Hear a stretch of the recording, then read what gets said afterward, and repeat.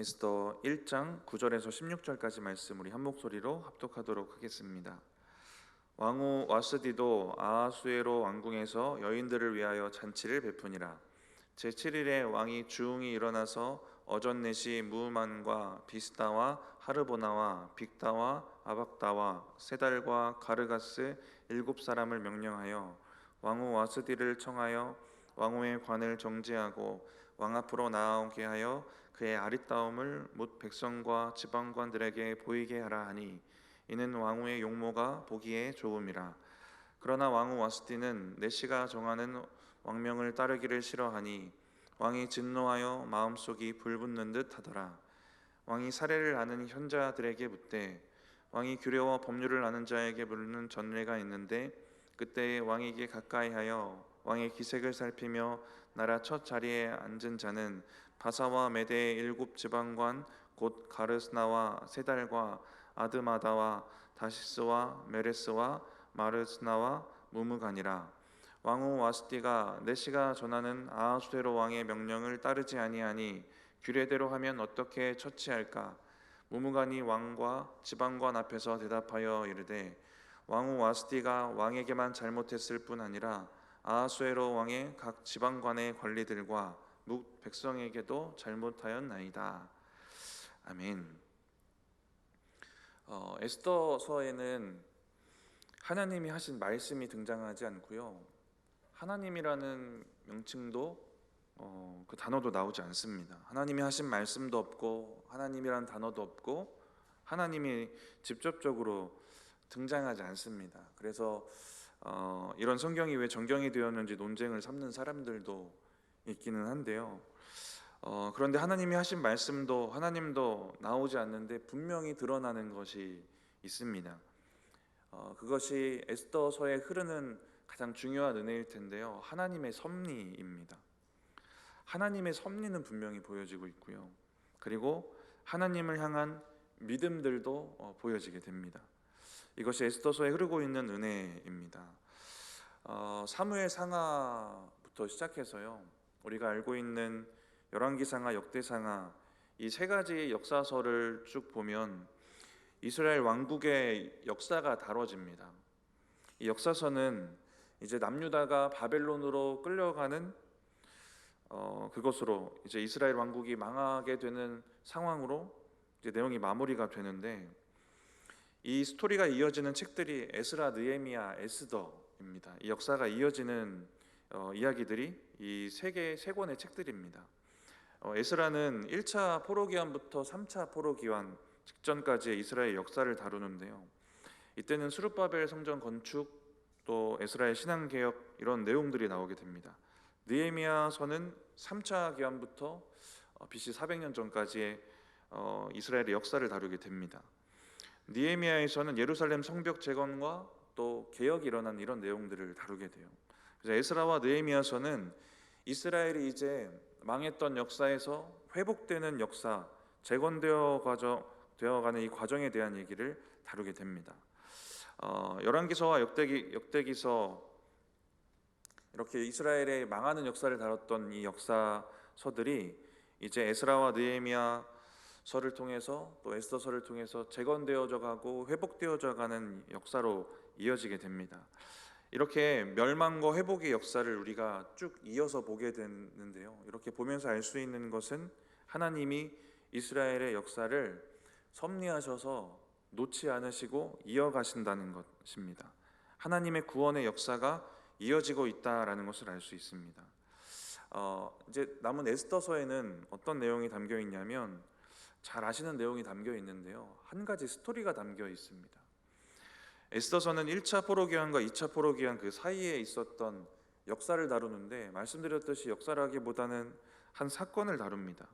당시 페르시아의 포로였고 그 페르시아를 다스리던 아하수에로 왕이 있었던 그 시절에 수도 수산에서 있었던 한 사건을 다루게 됩니다.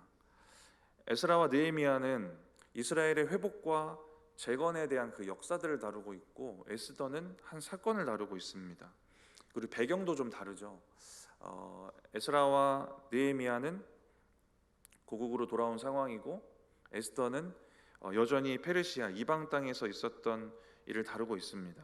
이렇게 차이점이 조금 있지만 메시지가 동일합니다. 에스더도 에스라 느헤미야처럼 하나님께서 이스라엘을 계속 지켜가고 계시는구나, 섭리하시는구나라는 것을 알 수 있습니다. 에스더서를 통해서는 포로로 잡혀간 이방 땅에서 이제 공동체를 이루며 살아가는 그 이스라엘 공동체에 베푸신 하나님의 섭리를 볼 수 있습니다. 포로로 돌아온 자들에게 베푸시는 하나님의 섭리도 있고, 여전히 거기에 남아있는 자들에게 베푸시는 하나님의 섭리도 있어요. 이스라엘 역사 속에서 하나님은 시간과 장소와 공간과 모든 걸 초월해서 하나님의 섭리를 이루어가고 계신 것입니다. 근데 에스더서를 우리가 어제부터 이제 보게 되는데 1장부터 보시면 하나님에 대한 이야기가 없습니다. 서두에 말씀드렸던 것처럼 오히려 이런 얘기가 담겨 있어요. 페르시아가 얼마나 부와 권력을 가진 나라인지, 그것을 다스리는 아하수에로 왕이 얼마나 부와 권력을 가지고 있는 사람인가를 이야기합니다. 그래서 어제 본문을 보시면 127지방을 다스리고 있고 술판을 벌였는데 술잔이 다 금입니다. 네, 엄청 부자인 것 같아요. 집에 금 잔 있으신 분 없으시잖아요, 그죠? 우리보다 훨씬 부자인 겁니다. 진짜 엄청난 부자예요. 술잔의 모양도 다 다르다고 합니다. 이렇게 페르시아의 부와 권력에 대한 내용을 우리가 보게 되는데, 여기에 흐르고 있는 하나님의 섭리라는 주제와 이걸 같이 보면 이런 겁니다. 이러한 상황에서도 하나님은 섭리를 이루어 가신다, 하나님은 역사하신다라는 겁니다. 우리가 이미 알고 있는 스토리처럼 이스라엘은 멸절될 위기에 이제 처하게 될 거예요. 우리가 묵상해 가면서 이런 부와 권력을 가진 나라가 이스라엘을 멸절시키려 한다, 이게 엄청난 위협이었을 것입니다.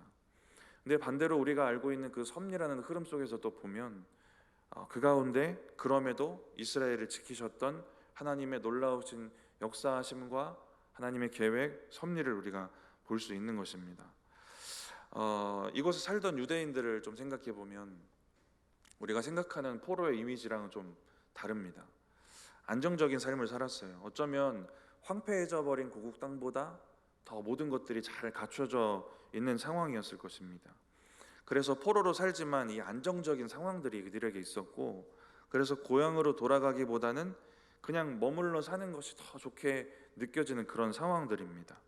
이렇게 이방 땅에서 안정적인 삶을 사는 것에 만족하면서 살고 있는 그 당시 페르시아의 그 포로로 잡혀간 유대 민족들의 상황이 있습니다. 이런 상황 속에서 이들에게 생기는 문제가 있을 거예요. 어떤 문제냐면 정체성 잃어버리는 겁니다. 그리고 하나님의 계획과 섭리와는 전혀 상관없는 삶을 살아가는 거예요.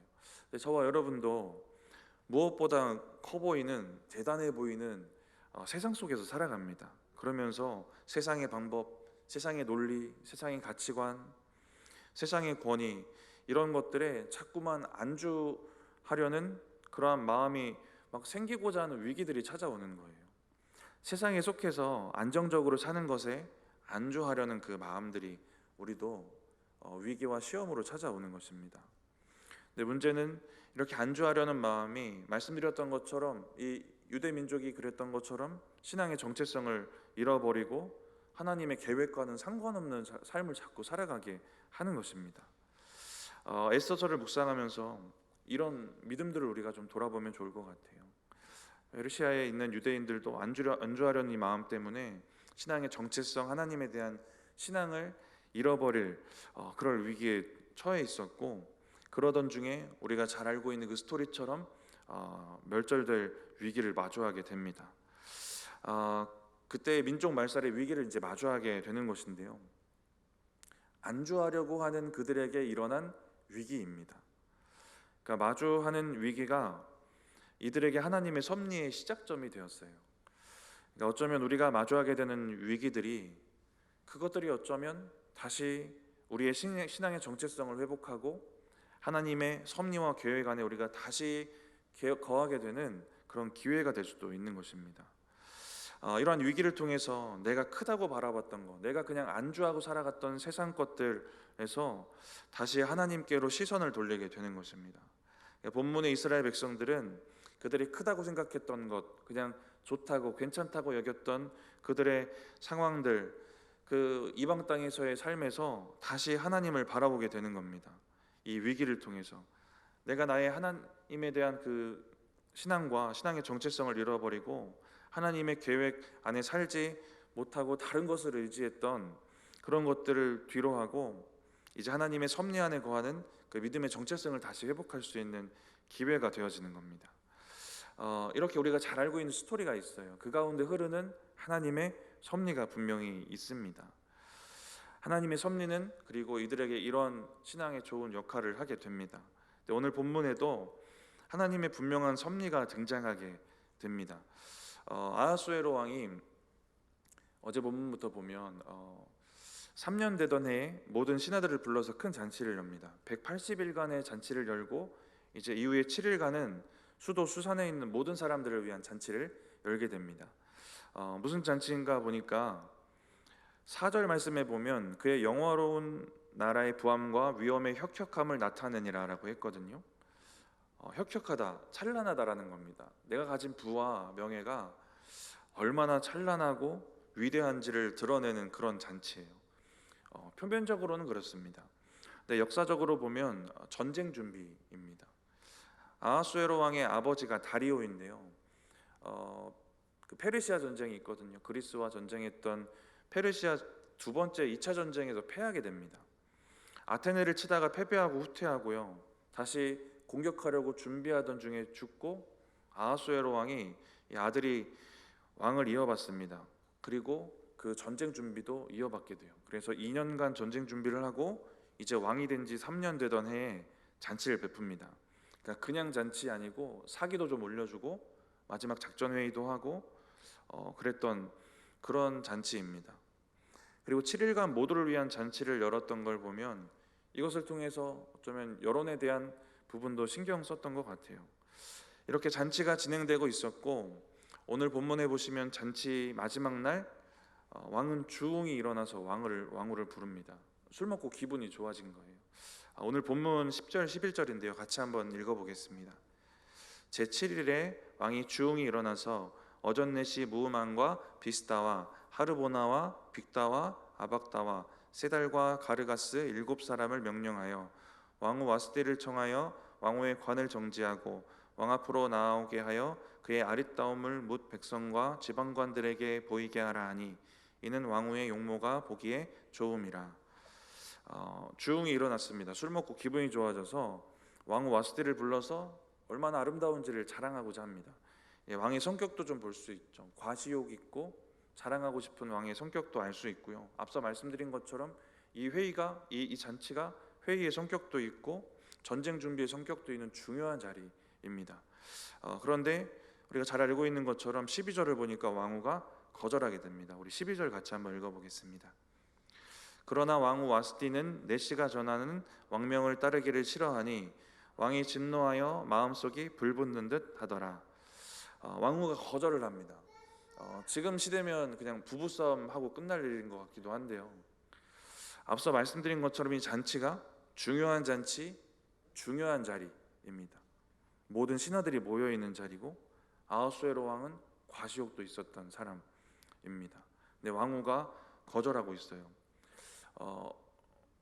모욕적이었을 것이고 또 민망했을 것이고 여러 가지 왕이 느꼈을 감정들이 또 12절 마지막 부분에 담겨 있습니다. 불같이 화가 납니다. 근데 왕후가 왜 거절했을까? 왕후가 다음 왕이 되는 아들을 임신하고 있었기 때문이다라는 견해도 있더라고요. 근데 그러면 술을 안 마시지 않았을까 하는 생각도 듭니다. 혹시 이런 건 아닐까 하는 생각도 했어요. 그러니까 걸을 수 없을 정도로 취한 거예요. 9절에 보면 여기 따로 여자들도 잔치를 벌이고 있거든요. 따로 여기도 술판을 벌어지고 있습니다. 왕후가 오랜만에 여자들끼리 모여서 술 마시다가 너무 마셔서 취해버린 거예요. 그래서 갈 수 없을 정도로 취한 게 아닐까라는 생각도 해보게 됐는데요. 추측해 볼 수 있는 또 한 가지는 일단 왕의 요구가 비도덕적이고 되게 모욕적이긴 해요. 왕후에게 참 모욕적이었을 것입니다. 남편의 과시를 위해서 술 취한 사람들 앞에서 구경거리 되는 것이니까. 또 한 가지 추측해 볼 수 있는 건 말씀드렸던 9절입니다. 우리 9절 말씀 먼저 같이 한번 읽어보겠습니다. 왕후 와스디도 아하수에로 왕궁에서 여인들을 위하여 잔치를 베푸니라. 당시 페르시아의 문화는 남자 따로 여자 따로입니다. 같이 섞여서 술을 마시지 않아요. 그래서 9절에 보시면 남자들의 잔치가 열리는 동안 왕후도 여인들을 위한 잔치를 연 것입니다. 이런 이유가 있었을 수도 있겠다라는 추측을 해볼 수가 있는데 명확하게 나오진 않습니다. 근데 이것이 이유라고 하기에는 앞서 살펴본 취했다, 임신했다 이것들이 이유라고 하기에는 남편이 왕입니다. 당시 문화가 어떻다는 것보다 왕의 명령이 우선일 거예요. 문화보다도 왕명이 우선일 겁니다. 왕후는 이 자리의 중요성을 알았을 것이고 왕의 성격도 알았을 겁니다. 왜 거절했을까? 자꾸 생각을 해보고 파고 또 파봐도 완벽한 설득력을 가진 정확한 이유가 없습니다. 그렇다는 건 상식적인 상황은 아니라는 거예요. 상식적이지 않은 상황이 지금 벌어지고 있다. 하나님의 섭리하심이 있다라는 겁니다. 상식적인 상황은 왕으로서 모욕적이더라도 남자와 함께 술 마시는 문화가 아니더라도 왕명이라면 거역하지 않는 게 상식적일 거예요. 근데 이유를 알 수 없는, 추측도 되어지지 않는 그런 이유로 지금 이 왕후는 거절하고 있습니다. 목숨을 내어놓고. 하나님이 이렇게 섭리하고 계시는구나라는 것을 이 한 장면을 통해서도 우리가 보게 되는 것입니다. 하나님이 이렇게 역사를 이끌어 가셔서 에스더를 준비하시고 이것을 통해 하나님은 민족의 위기를 구원하게 됩니다. 상식적이지 않은 상황이 벌어지고 이 사건이 이스라엘을 구원받는 일의 시작점이 됩니다. 눈에 보이지 않고 알 수 없어도 하나님은 섭리를 이루어 가신다라는 사실입니다. 우리가 바라봐야 될 믿음의 그 섭리에 대한 믿음의 결론 지점이 여기입니다. 우리가 가진 믿음이라는 것은 명확하게 믿을 만한 것, 누구나 믿을 만한 것을 믿는 그런 믿음만 말하는 건 아닙니다. 보지 않고도 믿는 믿음, 그런 조건이 없어도 믿을 수 있는 그런 믿음을 하나님은 말씀하세요. 부활하신 주님이 도마에게 하신 말씀도 비슷한데요. 예수께서 이르시되 너는 나를 본고로 믿느냐? 보지 못하고 믿는 자들은 복되도다 하시니라. 보지 못하고 믿으면 더 복되다고 하세요. 하나님의 섭리를 바라보는 우리의 믿음도 그렇습니다. 하나님의 섭리를 모두 경험하고 나서 지나서 고백하는 그런 믿음의 고백도 우리가 많이 합니다. 근데 그런 믿음도 귀하고 좋은 믿음이겠지만 오늘 본문을 보면서 알 수 있는 사실은 우리에게 전혀 보이지 않고 알 수 없는 상황 속에서도 하나님은 섭리하고 계시다는 사실입니다. 그러면 우리가 이것을 미리 바라보고 믿을 수 있으면 하나님 앞에 더 선하고 귀한 믿음 아니겠습니까? 그러니까 우리는 보이지 않는 섭리를 보지 않고도 믿는 그런 믿음의 수준까지 나아갈 필요가 있는 겁니다. 우리 눈에 보이지 않아도 하나님은 섭리를 이루어 가신다라는 것입니다. 이런 사람들이 있을 거예요. 하나님이 섭리하신다는 것을 알고 믿습니다. 근데 하나님이 하나님의 섭리로 나의 인생에, 나의 문제에, 나의 고난에, 나의 염려에 정말 개입하고 계시는가, 이것을 깨닫고 인정하기 어려워하는 사람들이 있고 우리도 때때로 그렇게 됩니다. 왜냐하면 눈에 보여서 누구나 믿을 만한 상황으로 그렇게 늘 주어지는 것은 아니기 때문에 그래요. 오늘 본문처럼 하나님이 미리 일하시기도 하시고 미리 섭리하시기도 하십니다. 우리가 하나님이 섭리하신다는 것은 듣고 배워서 알지만 진짜 명확하게 개입하시는 하나님의 그 섭리가 눈에 보이지 않을 때는 이것에 대해서 의심하기도 하는 것입니다. 지금 본문의 사건이 벌어질 때 에스더나 이스라엘 사람들도 이것이 하나님의 섭리다라는 것을 알지 못했을 겁니다. 하나님이 이렇게 개입하신다라는 것을 이들은 몰랐을 거예요. 근데 하나님은 하나님의 때에 하나님의 방법으로 하나님의 시간에 이스라엘 역사에 지금 개입하고 계신 겁니다. 그것을 통해 또 민족을 구원하시는 거예요. 저와 여러분도 하나님의 섭리를 믿는 믿음이 있습니다. 이 믿음이 흔들릴 때가 있습니다. 그런데 앞서 말씀드린 것처럼 하나님의 개입이 너무나도 필요한 상황인데 그 개입이 전혀 느껴지지 않을 때, 오늘 본문이 말해주는 것은 무엇이냐면 하나님의 개입이 너무나도 필요한 상황, 민족의 그 위기가 있었던 그 상황보다도 이스라엘의 그 위기가 있었던 그 상황보다도 훨씬 이전에 하나님이 이미 개입하셨다는 사실입니다. 저와 여러분이 문제를 만난 그 순간뿐만 아니라 그러니까 우리의 삶에도 동일하게 이미 이전에 하나님 개입하셔서 하나님이 이뤄가고 계신다라는 겁니다. 에스더서를 보면서 우리는 이러한 믿음을 다시 한번 돌아보고 좀 굳게 했으면 좋겠어요. 하나님의 말씀하심도 없고 하나님에 대해 언급도 없고 하나님이 개입하셔서 섭리하시는 상황을 오늘 본문에서는 정작 당사자들은 모르고 있지만 하나님은 일하고 계신다라는 사실입니다. 이러한 하나님을 바라보는 믿음이 저 여러분에게 있기를 축복합니다. 우리 계속해서 이어지는 본문 같이 읽어보겠습니다. 13절부터 15절 말씀입니다. 왕이 사례를 아는 현자들에게 묻되 왕이 규례와 법률을 아는 자에게 묻는 전례가 있는데 그때 왕에게 가까이하여 왕의 기색을 살피며 나라 첫 자리에 앉은 자는 바사와 메대의 7 지방관 곧 가르스나와 세달과 아드마다와 다시스와 메레스와 마르스나와 무무가니라. 왕후 와스디가 내시가 전하는 아하수에로 왕의 명령을 따르지 아니하니 규례대로 하면 어떻게 처치할까? 왕후가 왕의 명령을 거절했고요. 12절에 엄청나게 분노했고 그 이후에 이어지는 상황입니다. 12절에 보니까 진노하여 마음에 불 붙는 것 같다라고 합니다. 화가 많이 났던 것 같고요. 그래서 왕후를 혼내주고 싶은 마음이 있었던 것 같습니다.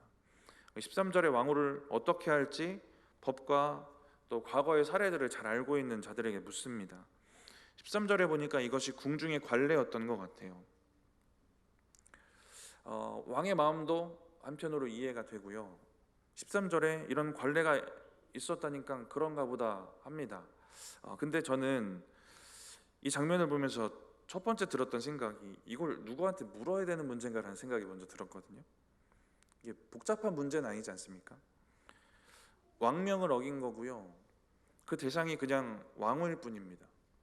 왕후가 아니었으면 그냥 죽였을 것 같고 죄의 원칙을 그냥 그렇게 따질 것인지 아니면 왕후의 위치를 조금 더 고려하고 인정해 줄 것인지 그냥 스스로 결정할 수 있는 일인 것 같아요. 근데 왜 지금 묻고 있을까라는 생각이 저는 먼저 들었고요.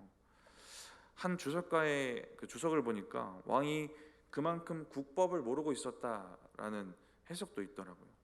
그만큼 부족하고 정치적으로 무능한 모습을 보여주는 것이다라는 얘기도 있습니다.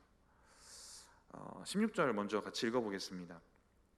오늘 본문 16절입니다.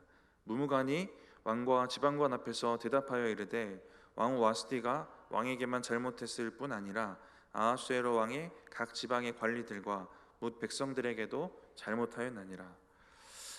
신하 무무간이 있는데 이 사건이 왕에게만 잘못한 것이 아니라 각 지방의 관리들과 백성들에게도 잘못한 것입니다 라고 이야기를 해요. 왜냐하면 오늘 본문은 아니지만 이어지는 17절을 보시면 왕후의 행위의 소문이 모든 여인들에게 전파되면 그들도 그들의 남편을 멸시할 것인즉이라고 이야기를 합니다. 왕후의 사건이 모든 그 나라의 여인들에게 소문이 나면 왕후가 모든 여인들에게 남편을 멸시하는 방패막이가 된다는 겁니다. 본이 된다는 얘기예요. 그러니까 모든 여인들이 남편이 명령하면 이렇게 말한다는 겁니다. 왕후도 왕에게 거절하던데 너가 나한테 뭐라고 하느냐 이렇게 얘기한다는 거예요. 그러면서 남편을 무시할 것이라는 겁니다. 아직 벌어지지도 않은 일이거든요. 근데 이런 이야기를 정리해 보면 지금 무무간이 무슨 말을 하고 있는 거냐면 왕이 듣고 싶어하는 얘기를 하고 있고 너무 과장해서 말하고 있습니다. 확대 해석해서 이야기를 하고 있어요. 왕의 마음을 더 시원하게 해주려고 했는지 모르겠지만 왕이 듣고 싶어하는 얘기를 확대해서 이야기를 합니다. 근데 저 이것을 쭉 읽다가 드는 생각이 이렇게 바꿔서 들렸거든요. 무무간이 하는 이야기가 결국 이런 얘기더라고요. 왕이시여, 왕 당신은 지금 한 여자에게 멸시를 당했습니다. 당신이 당한 멸시가 이제 전국적으로 퍼져서 그 멸시를 전국에 있는 남편들도 당할 것입니다. 왕이시여, 당신은 지금 멸시를 당했습니다라는 얘기처럼 들리더라고요. 그런 말이기도 한 거예요. 당신이 멸시당한 것이 모든 여자들에게 방패막이가 될 것입니다 라는 얘기기도 합니다. 이 왕이 이 얘기 조금만 꼬아서 들었으면 당신이 멸시당한 것이 모든 여자들에게, 이 땅에 있는 모든 여자들에게 방패막이가 될 겁니다 라는 이런 얘기예요. 이렇게 앞서 읽었던 13절부터 읽어봤던 내용처럼 왕의 무능함도 보여지고요, 왕이 멸시당하고 무시당하는 이러한 상황도 보여지게 됩니다. 앞서 왕후가 명령을 거절한 이 사건을 통해서 정말 크고 높아 보였던 왕의 권위가 한 명의 여자에게 무너져 내리는 것도 우리가 보았습니다. 그리고 이 무무간디라는 신하의 이팔린 소리로 다시 한번 지금 확인 사살도 당하고 있어요. 이렇게 이야기가 전개되는 것이 에스더서 저자의 의도일 것이라는 생각도 들어요. 서두에 나누었던 것처럼 하나님은 등장하지 않는데 페르시아가 얼마나 엄청난 부와 권력을 가졌는가, 아하수에로가 얼마나 크고 위대한가, 이런 내용들이 담겨지면서 1장이 시작이 됩니다. 근데 그것이 하나님 앞에 얼마나 무가치한 것인지를 지금 13절부터의 내용 이 부분만 1장만 살펴봐도 드러나고 있는 겁니다. 그렇게 우리가 이 이야기들을 쭉 읽어가면서 또 이스라엘은, 또 저와 여러분들은 빼앗긴 시선을 다시 하나님께로 돌릴 이제 계기가 되는 겁니다. 이스라엘이 크다고 여겨서 그 권위 안에 굴복하고 정체성도 잃어버리고 그냥 안주하면서 믿음 없이 살아가게 되었던 그 대상이 하나님 앞에 얼마나 하찮은 것인지를 지금 이야기하고 있는 겁니다. 하나님보다 크다고 여겼던 왕이 무능했고, 하나님이 가진 권위보다 크게 보였던 그 권위는 한 여자에게 그냥 쉽게 무너져 내릴 만큼 하찮은 것이었다라는 것을 말해주고 있는 겁니다.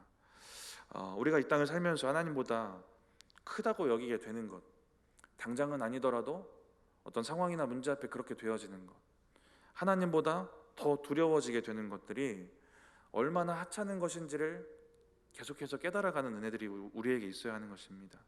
그래야 하나님의 크심, 더 나아가서는 하나님의 섭리가 더 명확하고 저와 여러분에게 더 선명하게 보여지는 것입니다.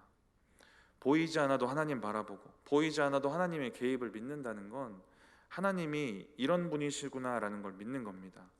하나님이 내가 처한 상황, 내가 속해 살아가는 이 세상보다 크신 분이다라는 것을 분명하게 믿는 것입니다.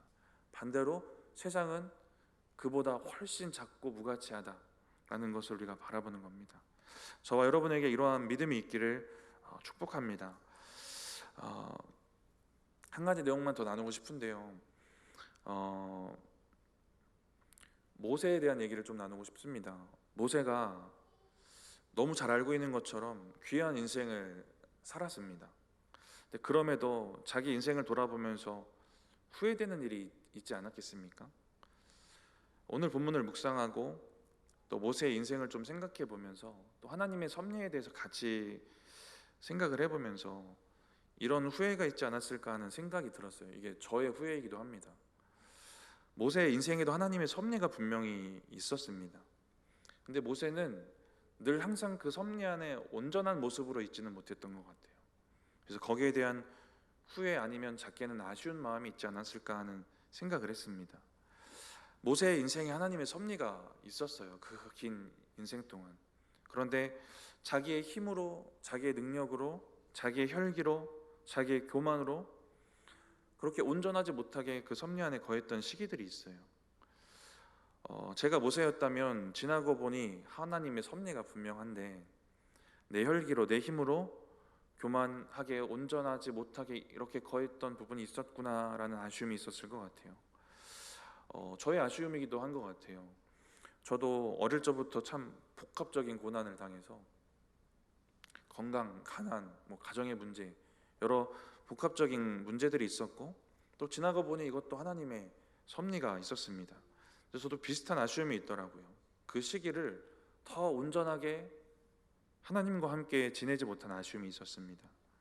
하나님 계획이 분명히 있고 섭리가 분명히 있는데 그 안에 온전히 거하지 못했던 것 같아요.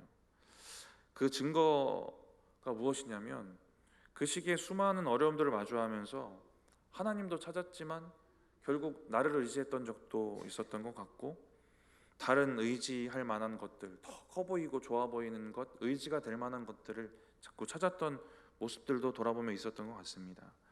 제가 찾았던 여러 가지 것들이 있는데 그 중에 하나가 당구입니다.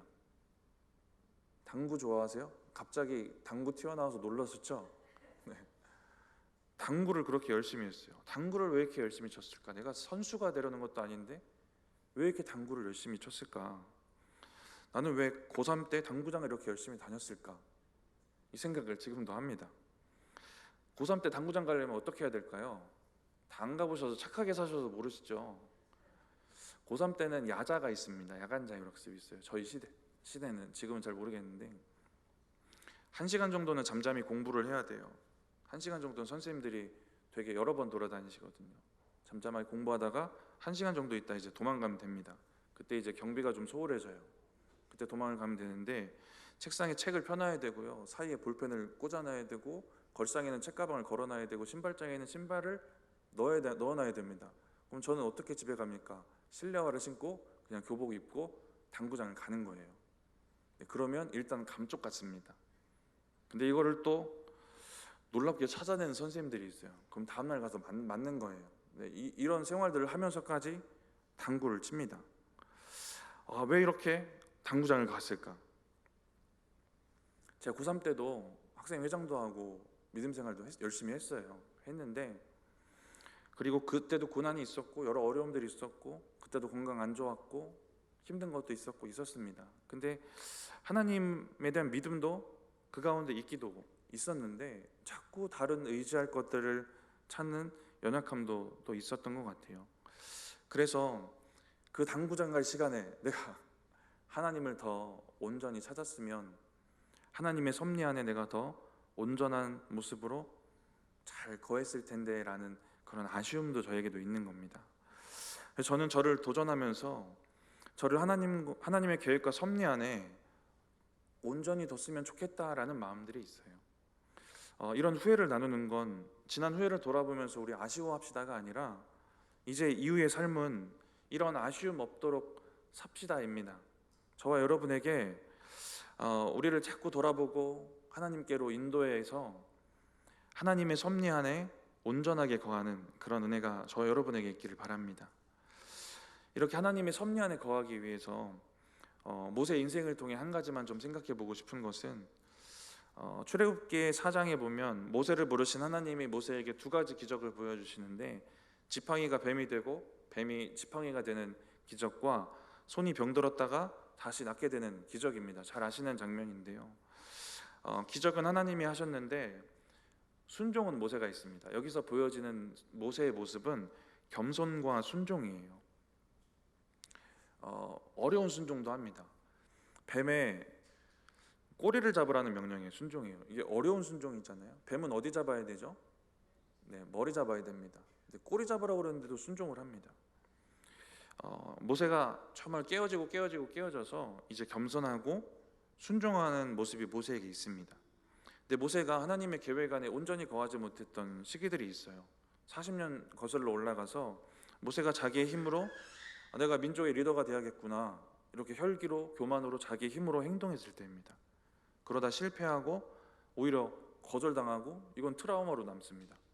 근데 40년 후에 이제 하나님 부르시고 모세에게 하나님이 겸손과 순종을 가르치세요.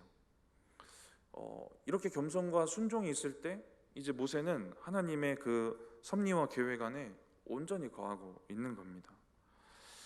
근데 예수님이 이 땅에 오셨을 때도 하나님의 섭리 안에 온전히 거하시기 위해서 겸손하셨고 순종하셨다는 사실입니다. 인간의 모습으로 오시기 위해서 겸손히 자기의 한계를 정해 놓으셨고요. 여전히 신적인 능력이 있었지만 단 한 번도 자기를 위해 그 능력을 사용하진 않으십니다.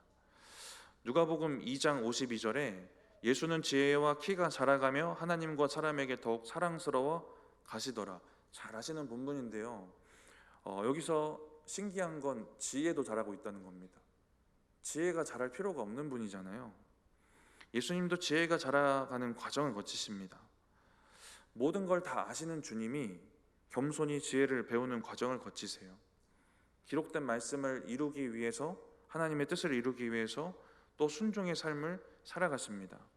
이 땅에 오시고 자라시고 사역하시고 죽으시기까지 자기의 능력, 자기의 힘을 내세우지 않고 겸손하게 순종하는 모습을 보여주십니다. 전능하신 분이 자기의 능력을 사용하지 않으시고 전지하신 분이 지혜를 배우시며 자라가십니다. 겸손과 순종으로 우리 주님도 하나님의 섭리 안에 온전하게 거하셨던 겁니다. 우리가 기억할 것은 주님도 그러셨다는 것입니다. 전지전능하신 주님도 이 땅에서 그렇게 하나님의 섭리 안에 거하셨다. 그렇다면 저와 여러분은 너무나도 당연히 우리의 힘과 능력, 다른 의지할 것들 내려놓고 하나님 앞에 겸손과 순종으로 나아가야 하는 것입니다. 저와 여러분이 보이지 않는 하나님, 보이지 않는 하나님의 그 섭리 안에 온전히 거하려면 너무 당연하지만 겸손하고 또 순종해야 하는 것입니다. 내 힘과 교만으로 하지 않아야 되는 것입니다. 하나님이 모세를 부르시면서 겸손과 순종을 가르치셨고요. 모세는 겸손하고 순종했을 때는 하나님의 섭리 안에 온전히 거하게 됩니다. 그리고 하나님은 이러한 상황을 통해서 모세에게 40년 전에 네가 이 섭리 안에 거하지 못할 때, 네 힘으로 할 때, 너의 혈기로 하려고 할 때 실패했던 것들이 이제 순종하면 내가 할 것이고 내가 이룰 것이다 라는 것을 가르치고 계시는 겁니다. 우리가 겸손히 순종하면서 하나님의 섭리 안에 온전히 거할 수 있다면 우리가 한 가지 분명하게 확신 있게 약속받는 건 무엇이냐면 하나님이 우리의 인생에 일하신다는 사실입니다. 겸손히 순종하며 섭리 안에 거하면 하나님이 하신다라는 사실입니다. 이와 같은 은혜와 역사가 저와 여러분에게 있기를 축복합니다.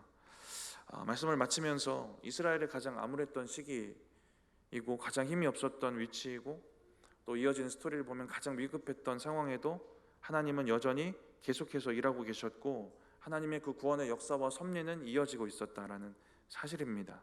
저와 여러분의 인생에 이처럼 하나님 보이지 않고 일하심이 보이지 않아도 하나님의 섭리가 있음을 믿고 겸손하게 또 순종하며 그 섭리 안에 온전히 거하시는 저와 여러분들 되시기를 축복합니다. 제가 기도하겠습니다. 하나님, 새롭게 묵상하는 에스더서를 통하여서 하나님의 섭리를 우리가 다시 한번 깊게 깨닫는 은혜가 있기를 원합니다. 오늘 본문을 통하여서도 눈에 보이진 않지만 이미 일하고 계셨던 주님의 일하심을 보았습니다. 하나님, 우리의 인생 살아갈 때도 그러한 하나님을 바라볼 수 있는 그러한 믿음의 시선이 있게 하시고 그러한 하나님의 계획과 섭리 안에 온전히 거할 수 있는 겸손과 순종이 우리의 믿음 가운데 있게 하여 주시옵소서. 감사합니다. 예수님의 이름으로 기도드립니다. 아멘.